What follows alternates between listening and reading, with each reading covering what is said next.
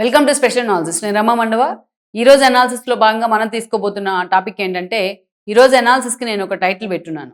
అద్దంకిలో work out కానీ Jaganmohan Reddy experiments అని చెప్పి కూడా నేను టైటిల్ పెట్టాను. ఆ అంశం గురించే ఈరోజు మనం డిస్కస్ చేయబోతున్నాం.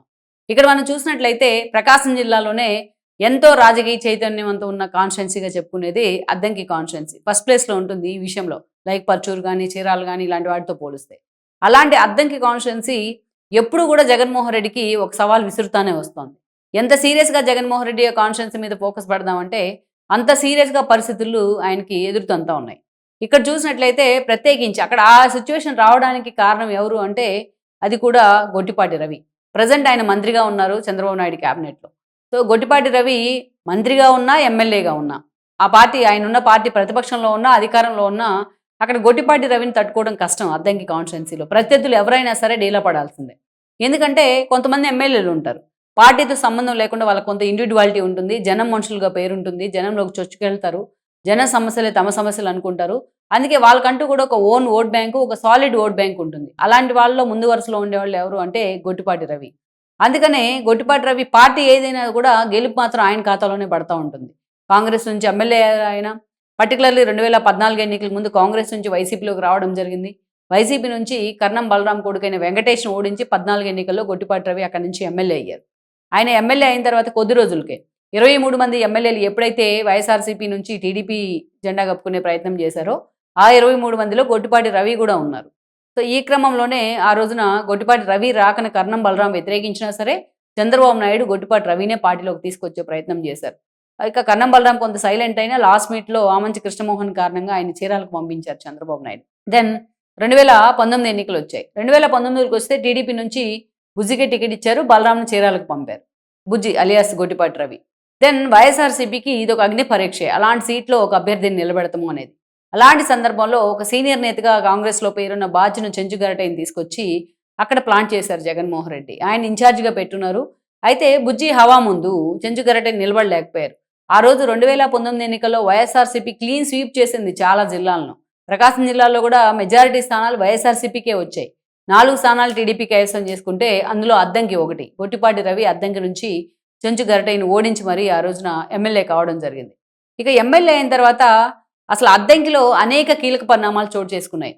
అనేక రకాలుగా జగన్మోహన్ రెడ్డి అనుకో గొట్టిపాటి రవిని హ్యూమిలేట్ చేసే ప్రయత్నం చేశారు. ఆయన తమ పార్టీ నుంచి వదిలి వెళ్ళిపోయిన అక్కస్ కావచ్చు, ఆయనకున్న మైనింగ్ బిజినెస్లు కావచ్చు, వీటన్నిటి కారణంగా గొట్టిపాటి రవి ప్రభుత్వానికి ఆ రోజు సాఫ్ట్ టార్గెట్ అయ్యారు. దాదాపు 100 కేసులు పైగా జగన్మోహన్ రెడ్డి సర్కార్ ఆయన మీద కేసులు పెట్టించింది.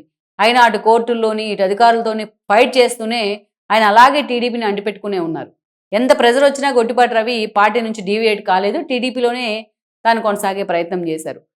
కర్ణం బలరాం లాంటి వాళ్ళు చీరాల నుంచి గెలిచి వైఎస్ఆర్‌సీపీలోకి వెళ్ళినా తన మీద ఎంత ప్రెజర్ ఉన్నా సరే బుజ్జి మాత్రం టీడీపీలోనే కొనసాగుతూ వచ్చారు. ఇక మొన్నటి ఎన్నికలు 2014 ఎన్నికలంటే జగన్మోహన్ రెడ్డికి ఒక సవాల్ లాంటివే. ఈ గ్యాప్‌లో ఏం చేశారంటే బాజన్ చెంచుగరటై ఓడిపోయిన తర్వాత ఆయన కొడుకైన బాజన్ కృష్ణ చైతన్యాన్ని జగన్మోహన్ రెడ్డి ఇన్ఛార్జ్‌గా నియమించారు. పాపం కృష్ణ చైతన్య చాలా తిరిగారు, చాలా పనిచేశారు పార్టీ తరపున. పార్టీకి ఒక గొంతుగ్గా ఉన్నారు అద్దంకిలో ఏ ఇష్యూ వచ్చినా. కానీ చివరికొచ్చేటప్పటికే జగన్మోహన్ రెడ్డి ఆ బాజన కృష్ణ చైతన్యాన్ని కూడా పక్కన పెడతాం జరిగింది. లాస్ట్ మినిట్‌లో హనుమిరెడ్డిని తీసుకొచ్చారు. ఆయనది కూడా ఎక్కడో నర్సరావుపేట పల్నాడు. సో, అలాంటి హనుమిరెడ్డిని తీసుకొచ్చారు. ఆయన అసలు స్థానికుడు కాదు. సుబ్బారెడ్డి శిష్యుడు. తన బాబాయ్ సుబ్బారెడ్డి ఫాలోయరు, శిష్యుడు అనే పేరున్న కారణంగా ఆ ఏకైక కారణంతో పాణ్యం హనుమిరెడ్డిని తీసుకొచ్చి అద్దంకిలోని పెట్టే ప్రయత్నం చేశారు. మొత్తుకున్నారు చాలామంది. అద్దంకి లాంటి ఒక కాన్స్టిట్యున్సీలో సామాజిక వర్గాలు చాలా ఇన్‌ఫ్లుయెన్స్ చేసే కాన్స్టిట్యున్సీ అక్కడ. అలాంటి చోట హనుమిరెడ్డితోని ఎక్స్‌పెరిమెంట్ కరెక్ట్ కాదు అని చెప్పి బతిమలాడారు అందరూ కూడా. అయినా సరే జగన్మోహన్ రెడ్డి ససిమేరా అన్నారు. అసలు ఎన్నికలకు ముందే ఆయన గాయబయ్యారు హనుమిరెడ్డి. సో, ఎన్నికల్లో కరెక్ట్‌గా ఆయన పోటీ కూడా ఇవ్వలేకపోయారు బుజ్జికి. దెన్ మరోసారి గొట్టిపాటి రవి ఎమ్మెల్యేగా గెలిచారు. గెలిచిన తర్వాత ఈరోజు పార్టీ అధికారంలో ఉంటే చంద్రబాబు నాయుడు క్యాబినెట్‌లో ఆయన ఎనర్జీ మినిస్టర్ కూడా అయ్యున్నారు. ఇక ఆ తర్వాత అసలు హనుమిరెడ్డి ఎక్కడున్నారో తెలీదు. అసలు అక్కడ అద్దంకిలో ఒక కొత్త ఇన్ఛార్జిని నియమించడానికే జగన్మోహన్ రెడ్డికి దాదాపు 1 ఇయర్ పట్టింది.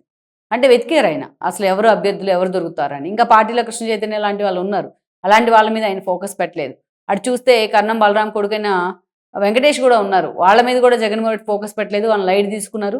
అసలు వాళ్ళే వద్దన్నారనే ప్రచారం కూడా ఉంది.